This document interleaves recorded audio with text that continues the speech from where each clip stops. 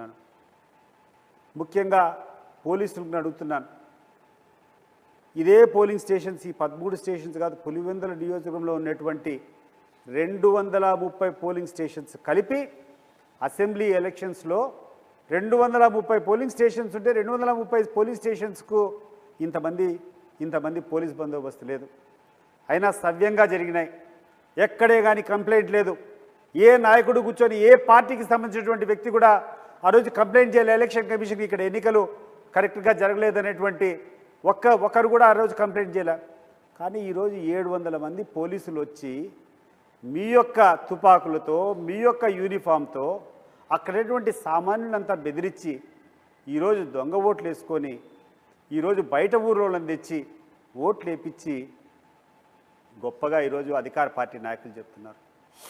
ఆఖరికి ఎక్కడికి ఎంత ఎంత ఎంత భయంకరమైనటువంటి దరిద్రానికి వీళ్ళు ఒడగొట్టారంటే ముఖ్యమంత్రి సతీమణి సైతం ఫోన్ చేసి అభినందిస్తుంది క్యాండిడేట్ను, మీరు గెలిచారు, బాగా చేశారని చెప్పి. నేను అడుగుతాండా, అయ్యా చంద్రబాబు నాయుడు గారు, అయ్యా లోకేష్, అమ్మ భువనేశ్వరమ్మ, ఇటువంటి ప్రజాస్వామ్యం కావాలంటే, ఇంత దరిద్రంగా చేయాలనుకుంటే నువ్వు ఒక జీవో పాస్ చేసుకొని నీకు నచ్చినటువంటి అభ్యర్థులు నువ్వు చేసుకో. మమ్మల్ని ఎందుకు ఎన్నికల్లో పార్టిసిపేట్ చేయమని చెప్పాలా? ఈరోజు ప్రపంచానికంతా కూర్చొని ఏదో జగన్మోహన్ రెడ్డికి పరపతి పోయిందని చెప్పి మీరు ప్రచారం చేయాలా? జగన్మోహన్ రెడ్డికి పరపతి ఉందో లేదో, ఆయన 4 అడుగులు వేస్తే ఆయన వెంట వచ్చేటువంటి జన సముద్రం చెప్తుంది ఆయనకు మద్దతు ఉందో లేదో. ఎన్నికల ముందు మేము సర్వే చేశాం. అనేక సర్వే సంస్థలు కూడా సర్వేలు చేస్తాయి. ఏ సర్వే సంస్థ కూడా 1500 కంటే ఓట్ల కంటే తక్కువ మెజార్టీ లేకుండా గెలుస్తామని చెప్పి వైఎస్ఆర్సీపీకి అన్ని సర్వే రిపోర్ట్లు ఉన్నాయి. నా దగ్గర ఉన్నాయి సర్వే రిపోర్ట్లు. 1500 అధ్వానంగా ఇచ్చేటువంటి సర్వే 1500, మ్యాక్సిమం ఇచ్చేటువంటి సర్వే 3500 ఓట్లు. 15,000 నుంచి 3500కు తక్కువ ఏ యొక్క సర్వే సంస్థ ఇవ్వాల. మరి ఇంత స్వచ్ఛందంగా సర్వే చేసిన వాళ్ళు చెప్తున్నారు, మీరేమో మీకు స్వయంగా మీ అంతకు మీరు ఓట్లు వేసుకుంటారు. ప్రపంచానికంతా కూర్చొని 30 సంవత్సరాలుగా లేనటువంటి స్వేచ్ఛ ఈరోజు పులివెందుల్లో కలిగింది అని చెప్పేటువంటి ఒక భయంకరమైనటువంటి అబద్ధాన్ని ప్రజల మీదకు రుద్దేటువంటి ప్రయత్నం చేస్తున్నారు. ఇది హాస్యాస్పదం కాదా అని చెప్పి నేను అడుగుతున్నాను. ఎవరు గమనించలేదా అని చెప్పి నేను అడుగుతున్నాను. ఇవన్నీ పక్కన పెట్టండి. అనేక ఛానల్స్లో ఆ రోజు ఒంటిమిట్టలో జరిగినటువంటి పరిస్థితి, ఒక ఊర్లో ఒక మంత్రి స్వయంగా ఉండి ఏజెంట్ను బయటికి తీసుకొని వచ్చి నిర్దాక్షిణ్యంగా కొట్టుకుంటూ తన్నుకుంటూ చొక్కా దించేసి రోడ్డు మీదకి ఈడ్చుకొని వచ్చినటువంటి క్లిప్పింగ్స్ మనం వీడియోలని చూడలేదా అని నేను చెప్పి అడుగుతున్నాను. అదే ఒంటిమిట్టలో. ఎప్పుడూ ఒంటిమిట్టలో స్వేచ్ఛాయుత వాతావరణంలో జరుగుతాయి పోలింగ్లు. కానీ పులివెందులో ఈ రకమైనటువంటి రిగ్గింగ్ మీరు ఎప్పుడైతే పాల్పడినారో ఈ యొక్క సంస్కృతి ఆడికి పోయింది. అక్కడటువంటి మంత్రికి ఎవరో చెప్పినారు, పులివెందుల్లో వాళ్ళు పూర్తిగా రిగ్గింగ్ చేసుకుంటాడారు, ఇక్కడ మనం రిగ్గింగ్ చేసుకోకుండా ఉంటే మన పరపతి పోతుంది, మనం కూడా రిగ్గింగ్ చేసుకోవాలని చెప్పి ఆడ నుంచి 10:30-11 టైంలోంచి ఒంటిమిట్టలో ఉన్నటువంటి పోలింగ్ స్టేషన్ల మీద ఆ యొక్క మంత్రి రాంప్రసాద్ పడ్డము, అక్కడటువంటి పోలింగ్ బూత్లు అన్నీ కూడా ఆక్రమించుకొని రిగ్గింగ్ చేసుకోవడం జరిగింది. అంటే 11 లోపల జరిగినటువంటి పోలింగ్ దాదాపు 10,000-11,000 ఉంటుంది ఆ యొక్క ఒంటిమిట్ట మండలంలో. ఆ 11,000 లోపల జరిగినటువంటి పోలింగ్లో ఈరోజు మాకు వచ్చేటువంటి ఓట్లు 6,000 ఓట్లు.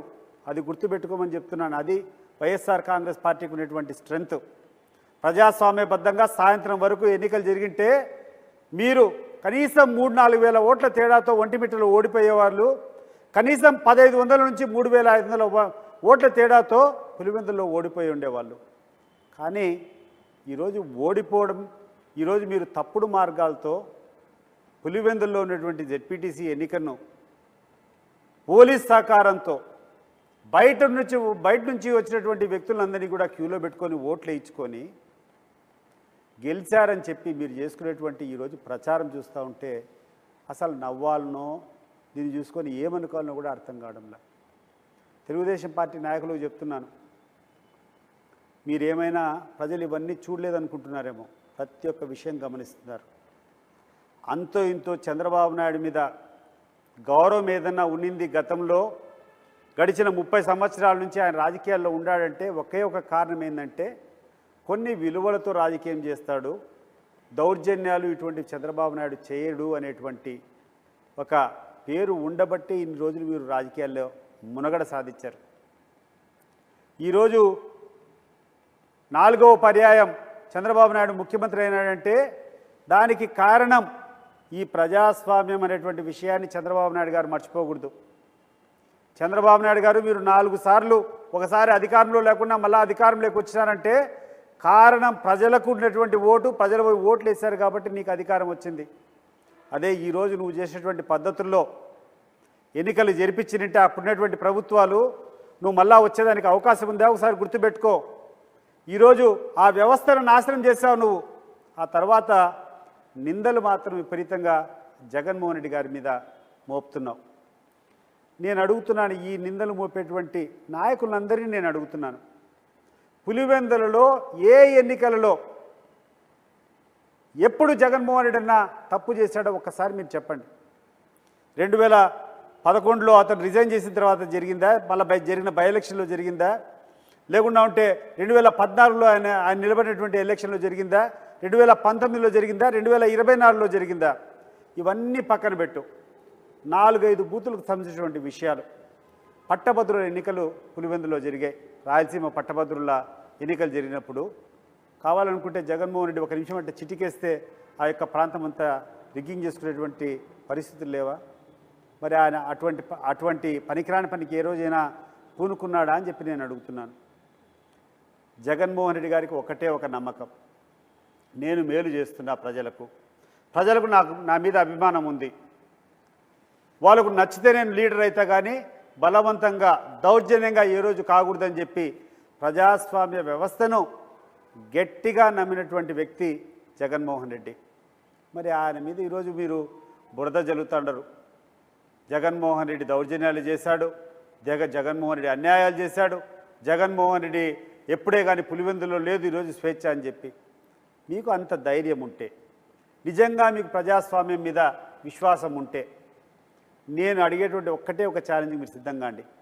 తిరిగి ఎన్నికలు జరిగేదానికి మీరు సిద్ధమా? తిరిగి ఎన్నికలు జరిపిద్దాం మీరు సిద్ధమా అని చెప్పి నేను అడుగుతున్నాను. రెండవది అది పక్కన పెట్టండి. మీరు ఇంత చౌకబారు ప్రకటనలు చేస్తున్నారు.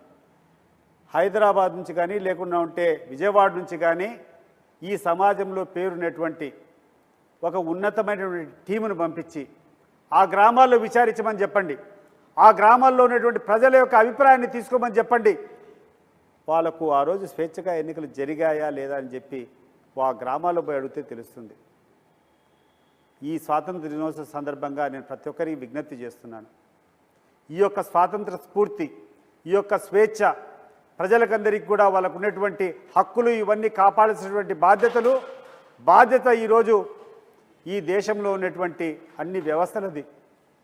ఈరోజు వ్యవస్థలు నిర్వీర్యమైపోతే ఈరోజు ఎవరైతే ప్రజలకు రక్షణ కల్పించాలనో వాళ్ళే రౌడీ మూకలతో, వాళ్ళే యొక్క దౌర్జన్యకారులతో వాళ్ళే కొల్లుడైపోతే ఏ రకంగా ఈ ప్రజాస్వామ్యాన్ని కాపాడిస్తాం ఒకసారి ఆలోచన చేయాలని చెప్పి కోరుకుంటూ, మీకు మీరెవరైనా సిద్ధంగా ఉంటే ఒక టీం తీసుకొని ఆ గ్రామాలకు, ఆ 13 పోలింగ్ స్టేషన్స్ పరిధిలో ఆ యొక్క పులివెందుల రూరల్ మండలంలో పోయి, లేకుండా ఉంటే ఒంటిమిట్ట మండలంలో పోయి పర్యటించి ఒక నిజ నిర్ధారణ కమిటీ వేయాలా.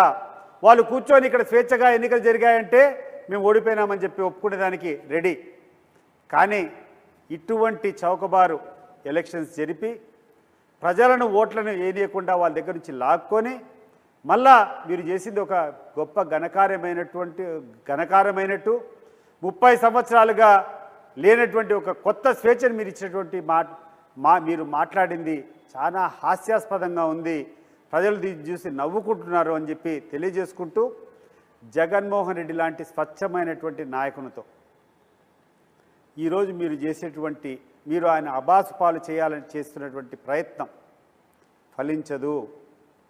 ప్రజలకు స్పష్టంగా తెలుసు ఎవరు ప్రజాస్వామ్య బద్దులో, ఎవరు ప్రజాస్వామ్యంగా ఎన్నికలు జరిపిస్తున్నారో పులివెందుల్లో ఉన్నటువంటి ప్రతి ఒక్కరికి కూడా తెలుసు. మీరు ఎప్పుడో 25 సంవత్సరాల క్రిందట జరిగినటువంటి విషయాలు పక్కన పెట్టండి. నేను అడిగేది జగన్మోహన్ రెడ్డి గారు యాక్టివ్గా పులివెందుల్లో క్రియాశీలకంగా రాజకీయాలకు వచ్చినప్పటి నుంచి ఎప్పుడన్నా దౌర్జన్యాలు జరిగాయా అని ఒకసారి ఆలోచన చేయమని చెప్పి కోరుకుంటూ మరొకసారి ఈ అధికారులందరికీ కూడా విజ్ఞప్తి చేస్తున్నాం. మళ్ళా అన్ని సంస్థలకు ఈ యొక్క విషయాన్ని తెలియజేస్తాం. ప్రతి ఒక్క తలుపు తడతాం, మేము న్యాయం జరగాలి, ఎందుకంటే ఈ రకటి వెంటనే చర్యలు తీసుకుంటామని చెప్పి నాకు స్వయంగా హామీ ఇవ్వడం జరిగింది. ఎస్పీ గారి కడపలో కలిసి పులివెందులకు వచ్చే లోపలే మరొక భయంకరమైనటువంటి దాడి. మా పార్టీకి సంబంధించినటువంటి శాసనమండలి సభ్యులు రమేష్ యాదవ్, అలాగే మాకు పులివెందుల నియోజకవర్గంలో ఇంపార్టెంట్ లీడర్ అయినటువంటి రామలింగారెడ్డి, వేల్పుల రాము, అదే రకంగా కూడా నంద్యాల హేమాద్ రెడ్డి, వీళ్ళందరూ ఒక పల్లెకు పోయి ప్రచారం వేరే వాళ్ళతో సంప్రదింపులు జరిపి తిరిగి వస్తూ ఉంటే దారి కాచి విచ్ఛిన్నకరంగా వాళ్ళను కొట్టడం జరిగింది. వాళ్ళు కారులో నుంచి దిగకుండా ఉంటే కారు మీద పెట్రోల్ పోసి కాల్చేదానికి ప్రయత్నం జరిగాయి. ఇటువంటి పరిస్థితుల్లో లోపల